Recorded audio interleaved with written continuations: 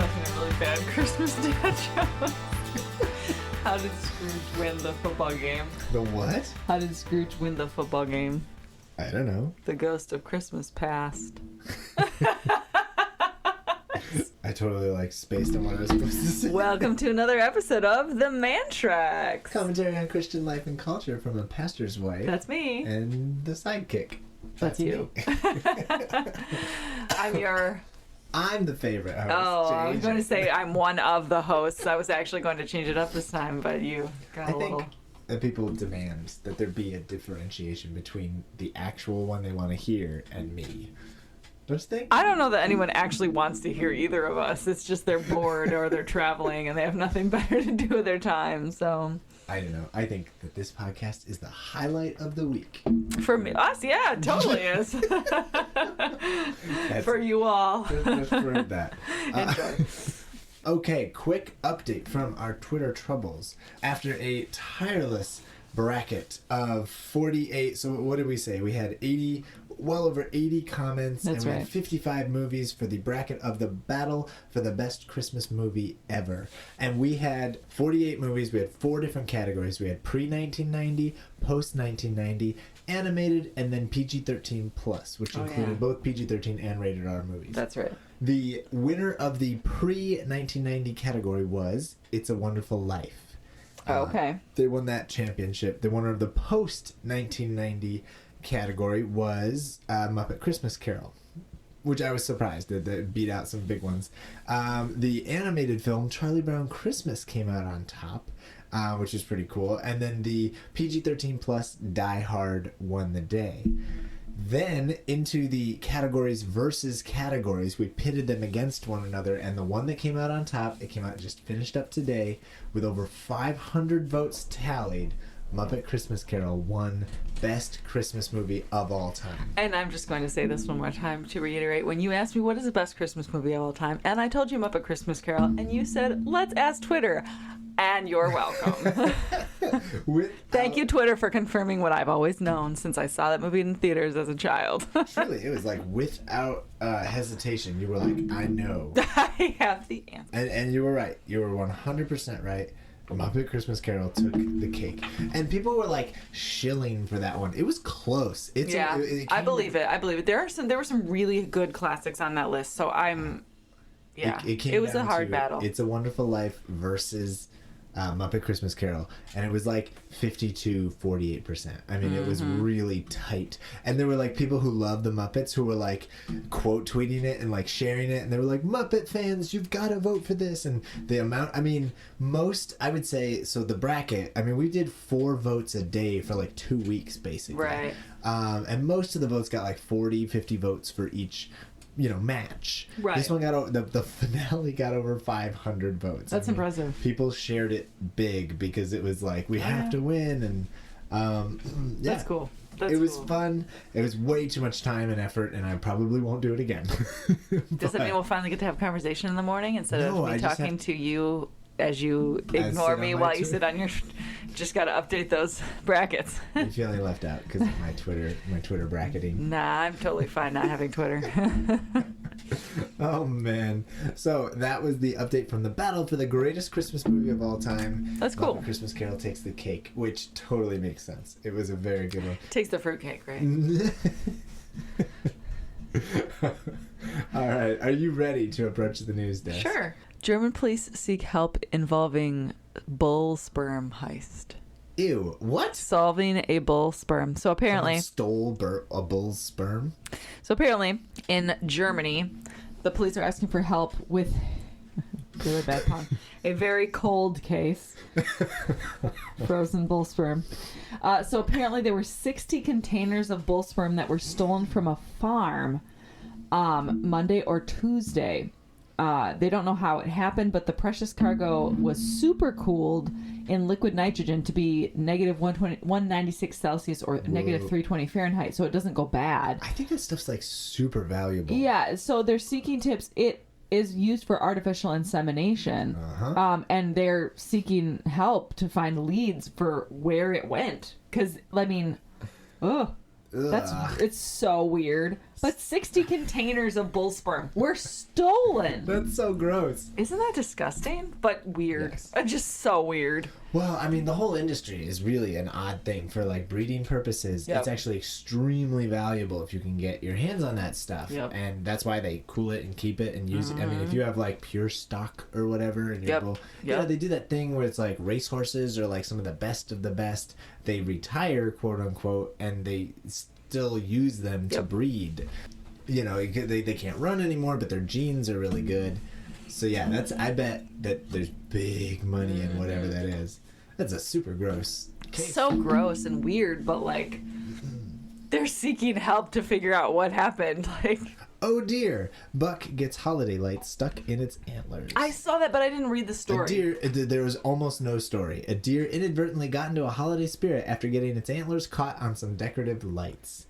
So it's like walking past a house that has it in the tree. It gets them tangled in its antlers. What a pain in the butt for that poor deer. But that's like it. Officials said the buck was spotted in an Oregon neighborhood sporting a tangled mess of lights on its head since before Thanksgiving.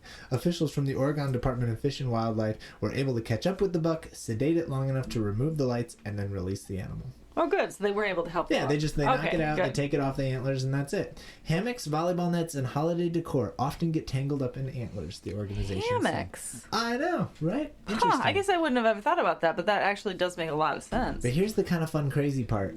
So I found that story, and I saved it, and I was like, yeah. And then I went to go look for the story again. I found an identical story from a year ago. This same thing happened last year, too. And I was like, a buck gets the antlers. That's and so weird. The lights stuck up on the antlers. Of course. All right, go for it. All right, so my next story. This is such a weird story. All right, so 27 people flee a plane in Spain after a pregnant woman simulates labor. What? Simulates. Okay. So Spanish police were searching for 14 people who ran from a plane after it made an emergency landing Wednesday to obtain assistance for a pregnant woman who said she was about to give birth. Okay. So these passengers on board requested the emergency landing, and as the woman was evacuating from the plane, a bunch of passengers exited without authorization and, quote, tried to flee. Police stopped 13 of them. The other 14 managed to elude police at the airport and remained at large. The woman, who was thought to be in labor, was detained on charges of public disorder after doctors at a hospital determined that, although pregnant, she was not about to give birth. So basically she lied. It was like, I'm in labor! And so everybody freaked out and they were like, you have to land the plane! So then they landed the plane, and then a bunch of people escaped and did not go through the proper channels to exit the plane. It was just, they just fled. What on earth was she saying that was so horrifying that people just fled? That makes it sound like I don't understand why she said she was in labor, but she actually wasn't. Wow.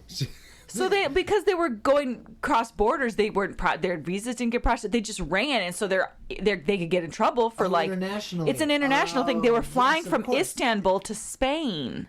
Oh, interesting. Yeah, from Istanbul to Spain, and so they weren't supposed to just get off and leave. Okay, they were supposed to go through. Yeah. I have a conspiracy theory. Oh no. I'm guessing this woman was in on it, right? And they were flying some people, and they're like spies or secret agents or something, and they're like, we got to get across the border, but we can't land in an airport. They'll catch us. And so what they did was they said, all right, I'll fake a pregnancy, they'll force the plane down, and then everybody just run for the hills while I'm pretending to have a baby.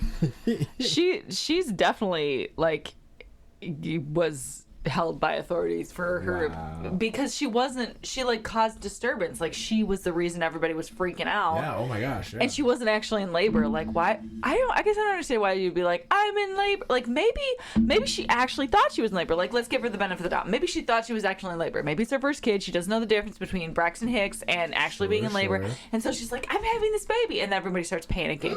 But in that kind of situation, at least what I've seen in TV and movies, is they ask for the doctor on the plane, and the doctor assists the woman quietly I don't know. somewhere. Can you have a baby up in the air? Yeah, there have been people that have had babies on airplanes before. Yeah, like the it has pressure's happened. probably not great, but it's still possible. It's pressure controlled in the cabin for the most part, though. But yes, you can have a baby on a plane. It's just, I feel like, why were the passengers so adamant about an emergency landing? Because they're secret agents. Like, and this was their distraction. If she's gonna have the baby, and it's gonna be soon, she's gonna have the baby on the plane. Like, this is the reality, people. Well, my question is, why would you flee? I don't. Yeah, that is weird. You've got to be running for something. So there were 27 people. 27 people. The police caught 13 of them. Wow, I think I really. 14 of them. What are you gonna do? Eluded police. I really like. I think there was some kind of.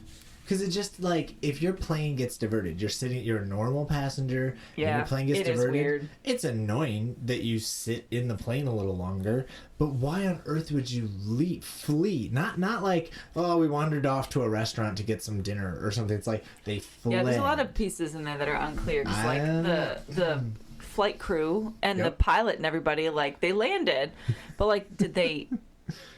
open up the plane? I mean, aside from like allowing the woman to exit the plane to be guided by, airport medical staff to take her to a hospital, like what else happened there? It's just so with the plane. Such a weird story. That's fascinating. All right, are you ready for sponsor of your life? Oh, jeez. Sure. Hold on.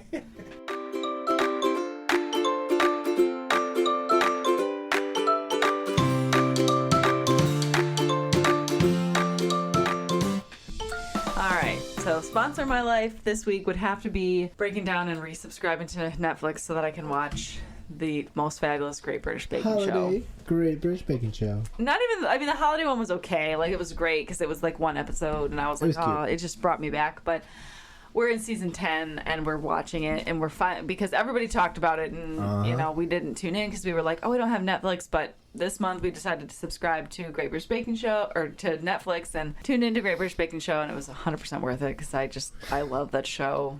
And it's one of the few things. Honestly, when we got rid of our Netflix subscription, I literally did not care. I actually don't care about most of our streaming services. I'd be fine without them, but yeah.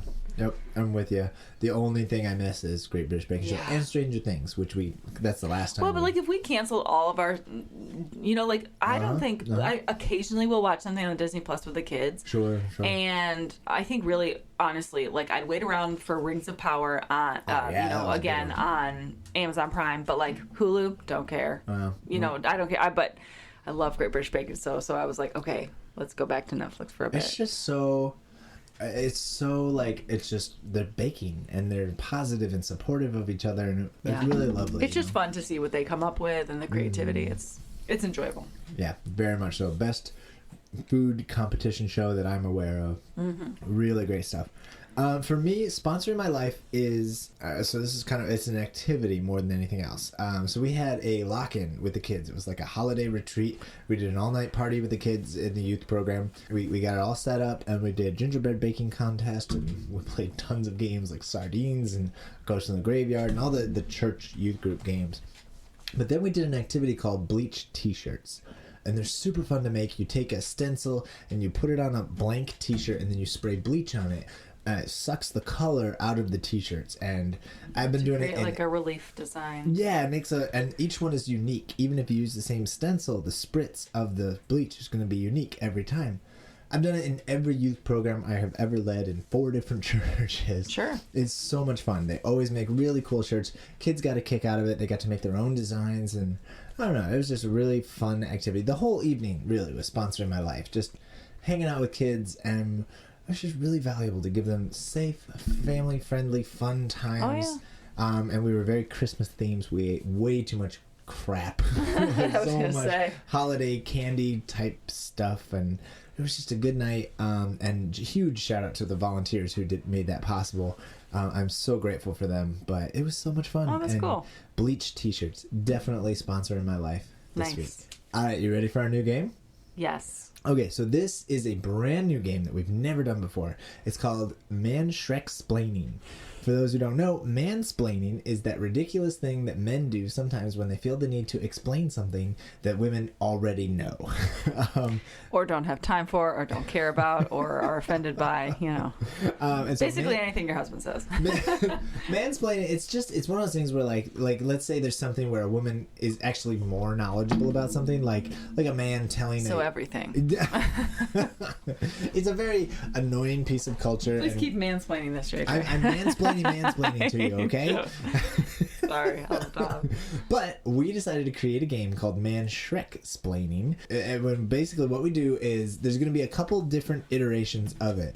But basically we present a topic or a thing to the other person, and the other person has to make up an explanation for what it is, and then we'll tell you what the real thing is. So we did this with the boys today, which was really fun. We had them explain Christmas movies and Christmas song lyrics, and so we're gonna insert that interview as well. So what I'm going to do is I'm going to ask you some questions. I'm going to read some words from a song, and I want you guys to tell me what you think the words mean. Okay? You ready? May your days be merry and bright, and may all your Christmases be white. What does that mean? It means that you have to be jolly and holly, and that you make it fun on Christmas Eve, even when it's not very fun and it's stressful and there's no snow and stuff. What do you think it means, Amos? I don't know. You don't know? Okay. All right, the next one says, you'll be doing all right with your Christmas of white, but I will have a blue, blue, blue Christmas. That means your Christmas is not white. It means your Christmas is not white. What does It that mean? means that you should be really nice and that, you should sing along, and even when it's stressful at times, you should tell people I love you and that it's a good holly jolly Christmas. Okay. You guys ready for another one? Yes. Okay. The next one is, last Christmas I gave you my heart, but the very next day you gave it away. This year, to save me from tears, I'll give it to someone special. What does that mean? It means that you should be kind, and when someone says they love you, you should be kind to them too.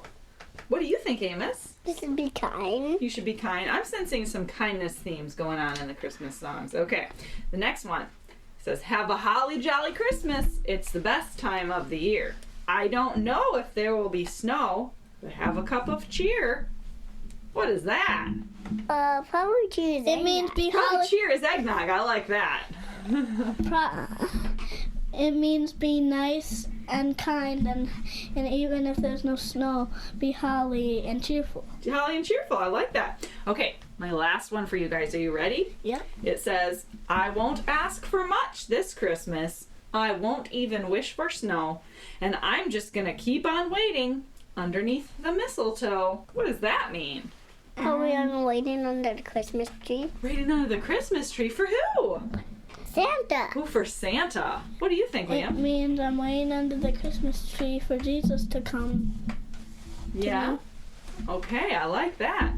Yep. So Amos, who is Santa? Saint Nicholas. Not you, Amos. Saint Nicholas. Saint Nicholas, is that who Santa is? What's he like? He has a red suit. He has a red suit. What else? A hat. Liam, who is Rudolph?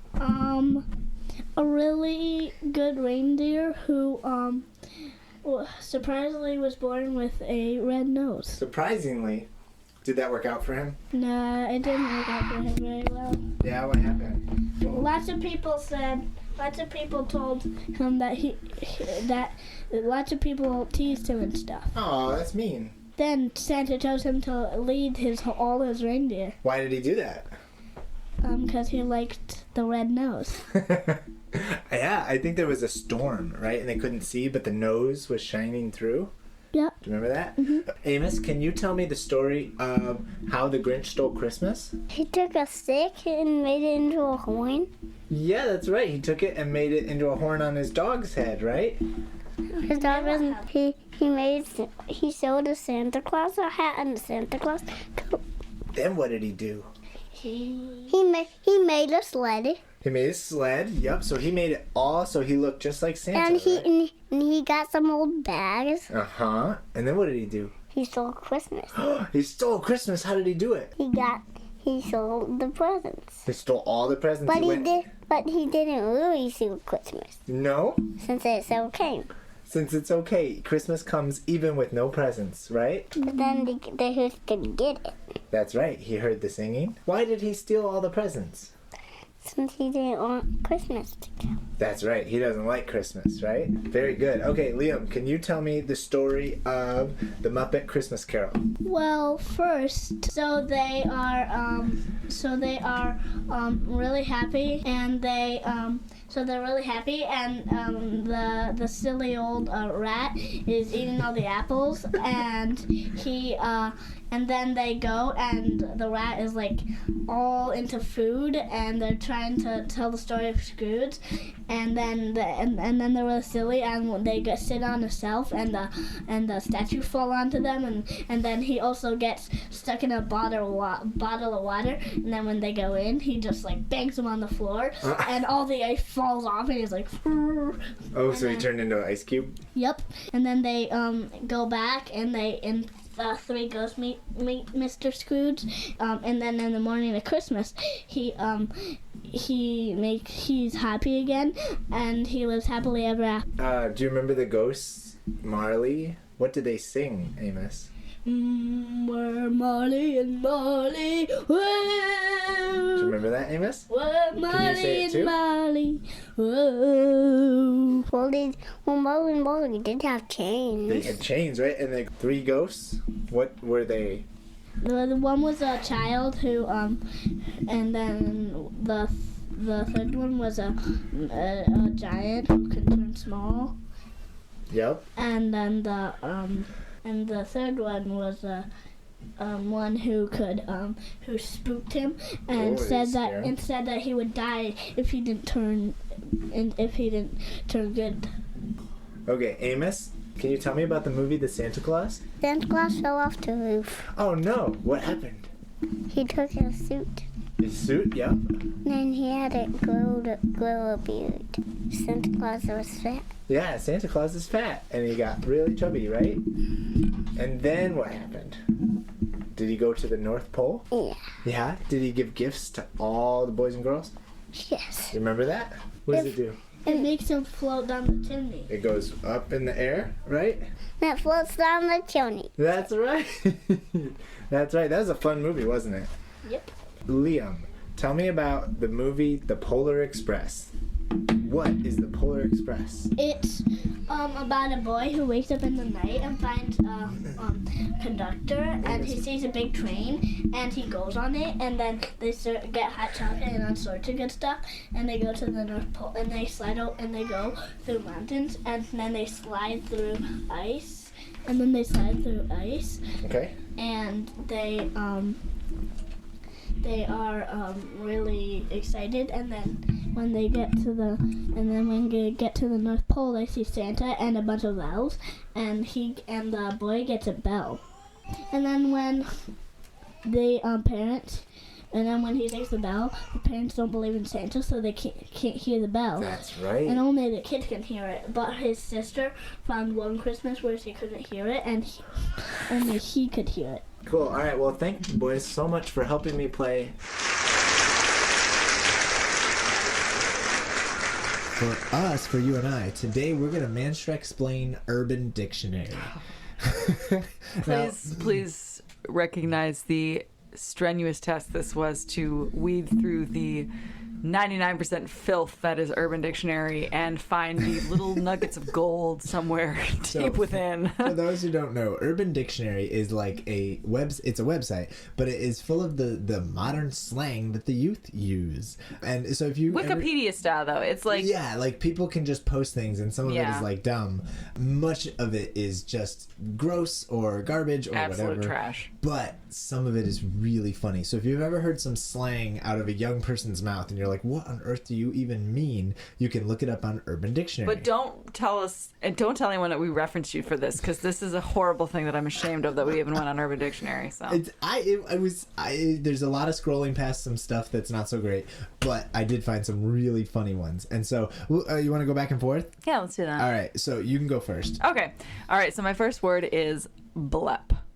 Blep. BLEP. Blep. And so I'm just going to make up a definition. I have no idea what blep is. I would say Blep is when you drink too much soda before you go to bed, and then you burp so much it wakes you up. So instead of slep, you blep. You blep. Oh, that's cute. I like that. That is not correct. It is actually when a cat sticks its tongue out slightly without realizing it, often for long periods of time. Our cats have done this. It's like they start licking themselves. They start licking themselves, and it's almost as if they closed their mouth and forgot their tongue was still hanging out. The sentence says, Tiger is just sitting there with a blank look on his face and an adorable blep. Blep. That's what that's called. Blep. I don't know. Is the little cat tongue sticking out. This reference is put into Urban Dictionary, and it has over 3,000 thumbs up, and it was posted in 2015. So it's been sitting there for 7 years. So Blep. I love that. All right, I've got one for you. Okay. Snape kill. Snape kill. Snape kill. To bite someone like a snake and die like Snape did in Harry Potter. I don't know. Oh, I like that. Snape and snake. No, Snape kill is to kill an ally in order to deceive your enemy into thinking that you're on their side. Oh, okay. So like a secret agent Okay. or whatever, when they have to do something bad that they don't want to do, but it's more important to get on the bad guy's side, right? To convince them. So it's like an undercover agent thing. Much like Snape in Harry Potter. Okay, Snape kill, I got right? you. I like that. You ready for the next one? I'm so ready. Okay, so this is actually a phrase. It says, it's called eat more possum. Eat more possum. Is that like eat more chicken? Oh, I'm sorry. Let me give you the definition. Why don't you tell me what you would like to create a definition for it? Eat more possum is it's a campaign by the squirrels that are trying to get people to eat more possum and not more squirrel. So it's like a Chick-fil-A thing. Yeah, it's a Chick-fil-A thing. Yeah, I like that. It's wrong, but okay. So it's actually a Southern slang. It means just sucking it up and dealing with a bad situation. So you're broke and hungry, just suck it up and eat more possum. Eat more possum. I've never heard this before, but when my kid starts complaining about dinner, I'm going to be like, hey, you know what? Just eat more possum. Just eat more possum. I like In fact, that's not what that says, but just eat more possum. All right, I got another one. Mouthificate. Like mouthificate. Yeah, it's mouthificate. So I don't know, to hold up in high esteem the ridiculous garbage that's coming out of your mouth. To hold up in high esteem the garbage coming out of your mouth. Yeah, all right. So Twitter. Basically, just you and all the things you do online. Yes. Mouthificate is when your mouth and your mind cannot communicate. Your brain knows what it wants to say, but it doesn't communicate with what you are actually trying to enunciate. So when you trip over your words, it's mouthificate. You're trying, but it's not coming out. Never heard that before. Whew. All right, you ready for the next one? I'm so ready. Okay, it describes a type of person. It's an energy vampire. An energy vampire. Is it an energy vampire is the phenomenon that happens when a toddler sucks all the energy out of the mother and father, and they run around with all that extra energy. That's a pretty good guess. It's quite similar. So the whole sucking out energy. It's a person who boosts their own energy by taking energy from others by means of arguing, belittlement, or criticism in a one-sided conversation. I know those people. They get a big kick out of drama. They suck all the It's a clever thing, and actually, I kind of like that. I might start using that phrase now. You're such an energy vampire. You're such an energy vampire. I like that. Okay, I have one that I don't know if you'll get it, but once you know this phrase, you will be so happy because this is something we know. Okay, snail race. Snail race? Snail race. Mann-schreck-splaining me the snail race. The snail race. When you feel like you're moving in slow motion, but you want to be going quickly. I don't know. That's a bad I know, it was really bad. Tell me what it really means. Snail race is when two semi-trucks are taking up both lanes on the freeway, and they're going at least 5 miles under the How speed many limit. times did this happen to us recently when we were on the road? This is what I'm saying. Oh my gosh. When a semi passes another semi, but they're both going too slow. They're both going like 55. One of them is driving 56 miles an hour, and one of them driving 55 miles an hour, and it takes forever. It's called a snail race. Because we're angry, entitled drivers who have somewhere important to be. Yes. That's false. I really don't have anywhere important to be, except for, complaining about drivers. All right, any more? Yes, I have one more. Oh, beautiful. Give Ready? it to me. All right, so this phrase is kind of fun to say. Pop-de-ping. Pop-de-ping. Pop-de-ping is what happens when you drink champagne and play ping pong at the same time. I like that visual. I'm imagining Dwight Schrute somehow. Okay, no, poppity-ping is a microwave oven. It was a word invented in Wales for simplicity. The poppity-ping is pop the popcorn. That's good. I like it a lot. It's fun. I'm gonna refer to it as the poppity Poppity ping. Hey, go put me some food in the poppity ping. All right. So I'm gonna finish out with an acronym. Ooh, okay. YAG. YAAG. YAG. You are great. Oh, Is that what it is? No, it's YAAG. Oh, YAAG. Mann-schreck-splaining me that. You are amazingly great. Close. I don't know. You are a genius. Oh, a genius. YAG. Oh. Yag. I'm pretty sure if I yelled YAG at somebody, though, they would not take they'd be it like, though. yeah, you. All right, that's fun. I think this would be a fun game. Oh, Mann-schreck-splaining, where we have to make up definitions of various things that we've never heard of before, including the slang of the youths. As found on Urban Dictionary. We're beyond that phase in life, you know? Gosh. I don't know anything. I use the words and the youth laugh at me, and I think it's funny, so. I don't try to use words. I just raise my eyebrows at the words, and I'm like, I don't even care. I have the energy to figure out what that means. All right, hey everybody, thanks so much for tuning in to this crazy podcast where we make up ridiculous things and hear all those crazy stories. Yeah, I don't remember what else I'm supposed to say. Be sure to check us out on... Yeah, social... What? Wait, tonight we're struggling tonight. I'm sorry. Be sure to check us out on social media. There's Facebook, Twitter, Instagram, you know, all the good stuff. JJ likes to mention that you should, you know, leave a comment or like or subscribe to all that, you know, fun stuff. Did you just mansplain my exit words? I mansplained because you forgot, so I was just trying to help you. You know, I am older and wiser. It comes with the territory. So you really should though, because thanks to Music Town for the theme song too. Yes. Because you know. You wouldn't know it was a Mann-schreck unless you heard that theme song. So. I'm just tired. It's been a day.